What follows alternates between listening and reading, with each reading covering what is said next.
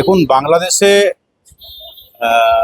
ধর্মীয় মৌলবাদী সংগঠনগুলোর দ্বারা ওখানকার সংখ্যালঘু জনসাধারণ এবং গণতন্ত্রপ্রিয় নাগরিকবৃন্দ, ওখানকার প্রগতিশীল সামাজিক সংগঠন এবং প্রথম সারির সংবাদপত্র সংবাদ মাধ্যমের উপরে যে ধরনের ঘৃণ্য হিংস্র আক্রমণ হয়েছে, এটার আমরা তীব্র প্রতিবাদ জানাচ্ছি।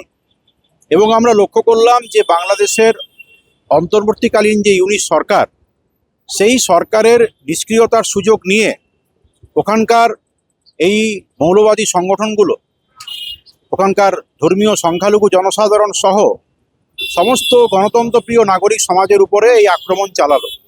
এবং আমরা এটাও লক্ষ্য করলাম যে এই আক্রমণের যে লক্ষ্য, ওখানের যে তরুণ রাজনৈতিক কর্মী ওসমান হাদিদ, তার যে ন্যায় বিচার, এই ন্যায় বিচারের পরিবর্তে তারা একটা ঘৃণ্য কার্যকলাপ, গোটা দেশের অভ্যন্তরে একটা প্রতিহিংসামূলক কার্যকলাপ তারা গড়ে তোলার চেষ্টা করলো।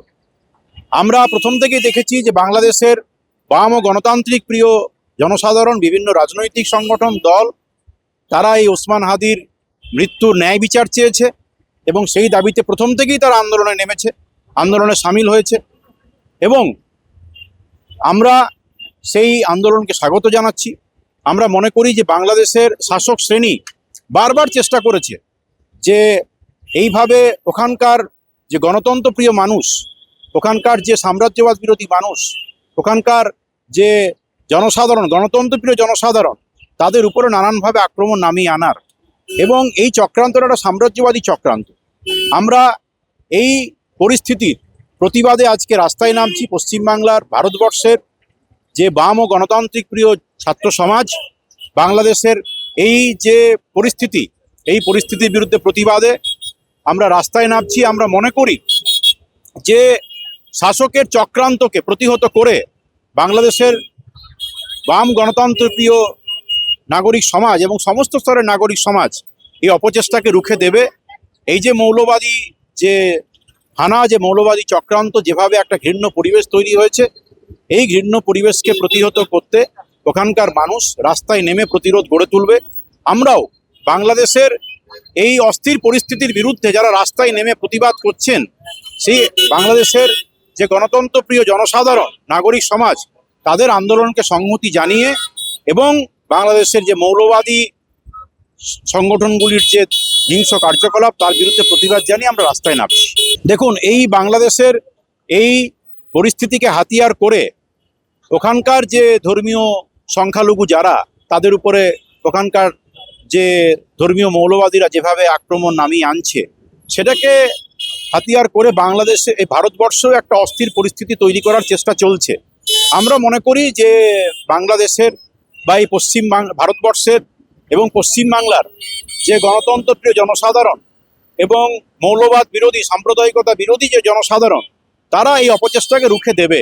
দেখুন, সেটা সে দেশের আভ্যন্তরীণ ব্যাপার। আমরা মনে করি যে সেখানকার অন্তর্বর্তীকালীন যে সরকার, সেই সরকার যদি উপযুক্ত পদক্ষেপ গ্রহণ করে, ওসমান হাদির যারা হত্যাকারী তাদের গ্রেপ্তার করে শাস্তি দেয়, তাহলে সেই সরকার কিন্তু কার্যকরী ভূমিকা গ্রহণ করলেই এই পরিস্থিতিকে সামলে দেওয়া যায়। ফলে সেটা তাদের দেশের আভ্যন্তরীণ ব্যাপার। আমরা মনে করি সে দেশের যদি সরকারের উপরে জনসাধারণ চাপ সৃষ্টি করতে পারে, তাহলে সরকারকেও, অন্তর্বর্তীকালীন সরকারকেও বাধ্য করা যাবে এই পরিস্থিতিতে কার্যকরী ভূমিকা গ্রহণ করাতে। দেখুন, এইটা ভারতবর্ষেও এইভাবে, মানে এখানেও সংখ্যালঘু জনসাধারণের উপরে বা যারা নিম্ন জাত, বাঙালি, এদের উপরেও এ ধরনের আক্রমণ, এ ধরনের প্রতিহিংসা চলছে। আমরা এই ঘটনার প্রতিবাদ জানাই। ভারতবর্ষের মানে এখানেও ধর্মীয় মৌলবাদ, তারাও সাধারণ জনসাধারণের উপরে, সাধারণ নাগরিক সমাজের উপরে, বাংলাভাষী মানুষের উপরে যে ধরনের আক্রমণ করছে, এটার বিরুদ্ধে আমরা প্রতিবাদে রাস্তায় নেমেছি, প্রতিবাদ করেছি। এবং আমরা এই প্রেক্ষাপটেও মনে করি যে ভারতবর্ষেও যেভাবে এই সাম্প্রদায়িকতা, মৌলবাদের বিরুদ্ধে এখানকার যে গণতন্ত্রপ্রিয় মানুষ, তার বিরুদ্ধে রাস্তায় নামবে, এটাকে প্রতিহত করবে। এইভাবে মৌলবাদকে হাতিয়ার করে, সাম্প্রদায়িকতাকে হাতিয়ার করে সাধারণ মানুষের রুটি রুজির যে সমস্যা, সেই সমস্যাটাকে ভুলিয়ে দেওয়া যাবে না।